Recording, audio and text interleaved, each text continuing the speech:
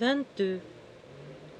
Dieu du ciel et de la terre, Dieu de force et d'amour, entends une voix pure qui s'exhale d'une âme pure et d'un sein vierge. Entends la prière d'un enfant. Rends-nous l'Élia. Pourquoi, mon Dieu, veux-tu nous arracher sitôt la bien-aimée de nos cœurs? Écoute la grande et puissante voix de traîne-mort, de l'homme qui a souffert, de l'homme qui a vécu. Entends le vœu d'une âme encore ignorante des maux de la vie. Tous deux te demandent de leur conserver leur bien, leur poésie, leur espoir. Lélia. Si tu peux déjà la placer dans ta gloire et l'envelopper de tes éternelles félicités, reprends-la, mon Dieu. Elle t'appartient. Ce que tu lui destines vaut mieux que ce que tu lui ôtes. Mais, en sauvant Lélia, ne nous brise pas, ne nous perds pas, ô mon Dieu. Permets-nous de la suivre et de nous agenouiller sur les marches du trône où elle doit s'asseoir. C'est fort beau, dit Lélia en l'interrompant, mais ce sont des vers et rien de plus. Laissez cette harpe dormir en paix, ou mettez-la sur la fenêtre. Le vent en jouera mieux que vous. Maintenant approchez. Va-t'en, traîne-mort. Ton calme m'attriste et me décourage. Viens, Sténio, parle-moi de toi et de moi. Dieu est trop loin. Je crains qu'il ne nous entende pas, mais Dieu a mis un peu de lui en toi. Montre-moi ce que ton âme en possède. Il me semble qu'une aspiration bien ardente de cette âme vers la mienne, il me semble qu'une prière bien fervente que tu m'adresserais me donnerait la force de vivre. La force de vivre, oui, il ne s'agit que de le vouloir. Mon mal consiste, Sténio, à ne pouvoir pas trouver en moi cette volonté. Tu souris, traîne-mort, va-t'en. Hélas, Sténio, ceci est vrai. J'essaie de résister à la mort, mais j'essaie faiblement.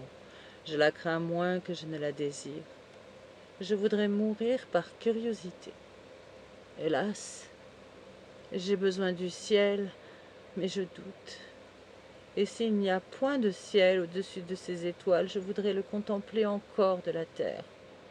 Peut-être, mon Dieu, est-ce ici-bas seulement qu'il faut l'espérer? Peut-être est-il dans le cœur de l'homme. Dis, toi qui es jeune et plein de vie, l'amour, est-ce le ciel? Vois comme ma tête s'affaiblit. Et pardonne cet instant de délire.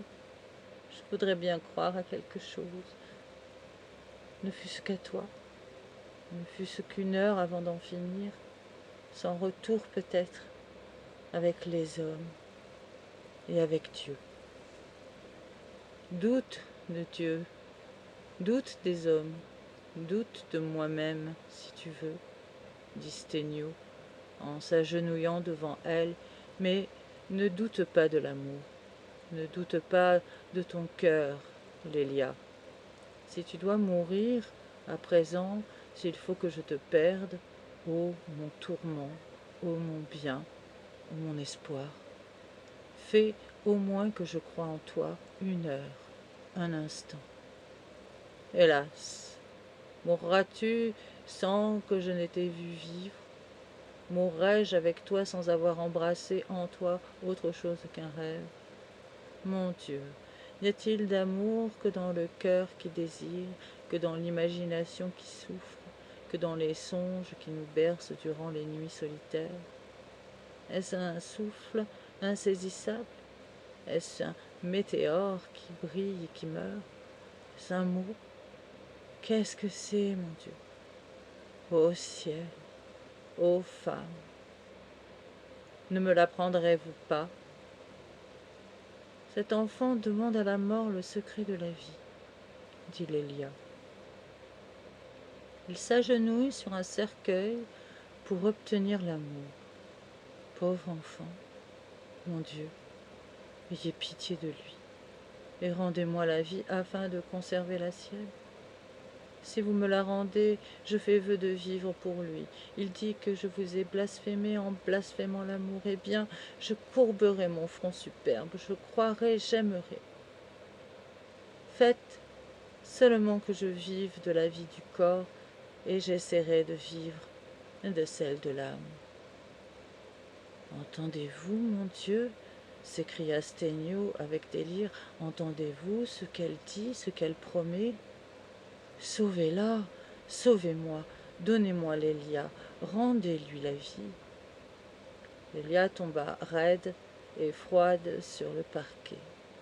C'était une dernière, une horrible crise.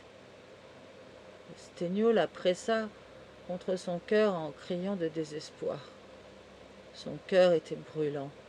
Ses larmes chaudes tombèrent sur le front de Lélia. Ses baisers vivifiants ramenèrent le sang à ses lèvres. Sa prière peut-être attendrit le ciel. Lélia ouvrit faiblement les yeux et dit à Trenmor qu'il l'aidait à se relever. Sténio a relevé mon âme. Si vous voulez la briser encore avec votre raison, tuez-moi tout de suite. Et pourquoi vous ôterais-je le seul jour qui vous reste, dit Trenmor. La dernière plume de votre aile n'est pas encore tombée.